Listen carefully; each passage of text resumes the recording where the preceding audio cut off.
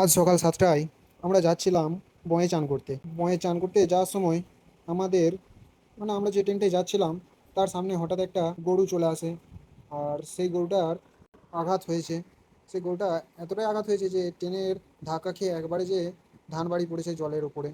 আর এই ঘটনাটি ঘটেছে কুমরুলের স্টেশনের পরে। হ্যাঁ, সকল কুমরুলবাসী আর বেতুলবাসীদের বলতে চাই, যদি তোমরা গরু বা ছাগল দিয়ে যাও তাহলে ট্রেন লাইনের কাছ থেকে অনেকটাই দূরে দিয়ে যাবে, কারণ এরকমভাবে অনেকেই মারা যেতে পারে, অনেক পশু মারা যেতে পারে।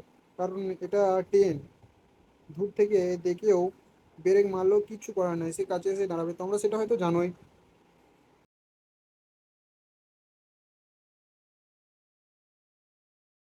একটু ভুলের জন্য একটা অবলা প্রাণী কতটাই কষ্ট পেলো, তাই না?